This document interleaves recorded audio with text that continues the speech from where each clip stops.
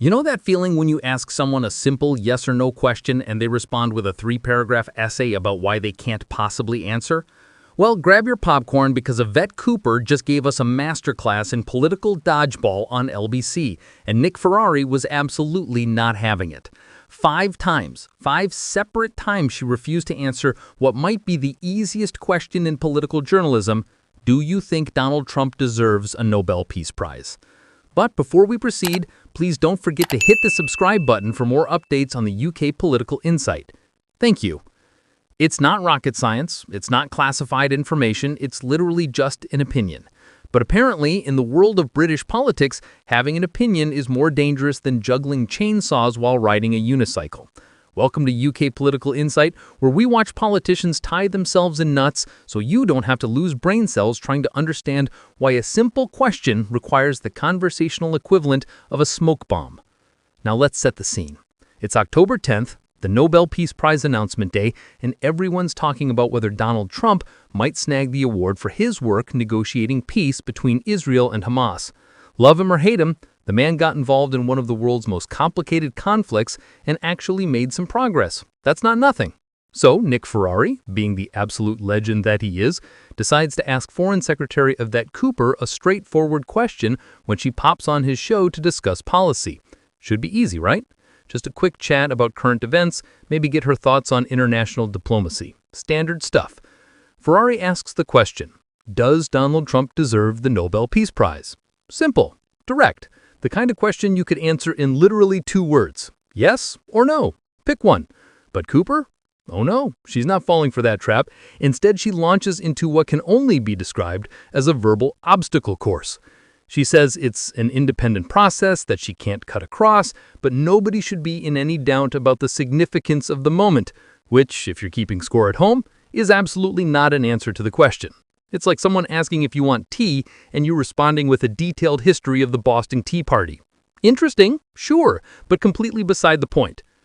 Nick Ferrari, bless his heart, is not the kind of journalist who lets politicians slide on this nonsense. He's heard every dodge, every deflection, every carefully crafted non-answer in the book. So he tries again. But you will have a view, won't you? It's almost pleading at this point, like a teacher asking a student if they've actually done their homework. Surely you have an opinion on this. You're the foreign secretary, not a bystander at a bus stop. This is literally your job to have views on international matters. Cooper's second attempt at an answer is equally impressive in its evasiveness. She points out that we wouldn't have got here without the U.S. peace initiative, without President Trump's work, and that lots of countries have been involved. Again, not answering the question. She's essentially giving Trump credit for the work while simultaneously refusing to say whether that work deserves recognition. It's the political equivalent of saying someone's cake looks nice without confirming whether you'd actually eat it. Technically positive, but utterly non-committal. By this point, you can practically hear Ferrari's patience wearing thin. He's a professional, he's done thousands of interviews, but even professionals have their limits. So he decides to try a different approach, like a detective switching interrogation tactics. Let's try this another way, he says. Would you support Donald Trump getting the Nobel Peace Prize? Notice the subtle shift there? He's not asking if Trump deserves it, he's asking if she'd support it. Lower bar, easier question, same fundamental issue. Surely this one's answerable. Nope. Cooper tells him she supports the work of the U.S. president, but repeats the magic phrase. It's an independent process. At this point, this phrase has been deployed more times than a Swiss Army knife at a camping trip. It's her shield, her security blanket, her get-out-of-jail-free card. Except it's not actually getting her out of anything. It's just making the whole situation more awkward and more obvious that she is deliberately avoiding a straight answer. Then comes the moment that makes this entire exchange worth watching. Ferrari, clearly at his wit's end, asks the question that everyone watching is screaming at their screens. Why can't you say yes or no, Yvette Cooper? It's the emperor's new clothes moment, the pointing out of the obvious, the "we can all see what you're doing here" declaration. And honestly, fair play to him. Because at this point, the dance has gone on long enough. We've moved past professional courtesy and into the realm of ridiculous. Cooper's response is to say she won't cut across the process because the announcements are happening today, to which Ferrari, beautifully, points out that her comments wouldn't be able to influence it anyway. It's a reality check delivered with surgical precision. The Nobel Committee isn't sitting in Oslo frantically watching LBC and adjusting their decision based on what the British Foreign Secretary thinks. They've made their choice already. Her opinion, in this specific context, literally doesn't matter to the outcome. So why not just give it? For her final deflection, Cooper says she strongly supports the peace role Trump is playing and doesn't think anyone else could play that role right now, which is about as close to a compliment as you can get without actually answering whether someone deserves an award for doing the thing you're complimenting them for. It's like watching someone describe a footballer as brilliant, talented, and irreplaceable, but refusing to say whether they should win Player of the Year. The cognitive dissonance is genuinely impressive. What makes this whole exchange so fascinating is what it reveals about modern political communication. We're living in an era where politicians are so terrified of being quoted, clipped, or taken out of context that they've essentially trained themselves to say nothing at all. Every question is a potential trap, every answer a possible soundbite that could haunt them. So they default to the safest possible position, verbose nothingness. It's verbal bubble wrap, designed to protect, but ultimately just annoying and wasteful. But here's the thing that Cooper and her advisors seem to have missed. Refusing to answer a simple question looks worse than just answering it. If she'd said yes, some people might have disagreed, but she could have defended it based on Trump's actual diplomatic work. If she'd said no, she could have explained why other factors matter beyond results. Either answer would have been defensible and, crucially, would have made her look like someone with actual convictions. Instead, by dodging 5 times, she just looks like every other politician who's more concerned about not offending anyone than actually standing for something. The irony here is delicious because she's trying so hard to be diplomatic that she's actually being the opposite. Diplomacy isn't just about avoiding conflict, it's about navigating complex situations with skill and tact. You know what's not skillful or tactful? Transparently refusing to answer the same question 5 times while the interviewer gets increasingly frustrated. That's not diplomacy, that's just awkward. It's the conversational equivalent of pretending you can't hear someone when they're standing right in front of you. Let's talk about Nick Ferrari for a moment because he deserves credit for this. In an age where many interviewers let politicians waffle on unchallenged, he actually pushed back. He didn't let Cooper's non-answer slide, he didn't move on to the next topic, he stuck with it. That's proper journalism. That's holding power to account even on what seems like a relatively minor question.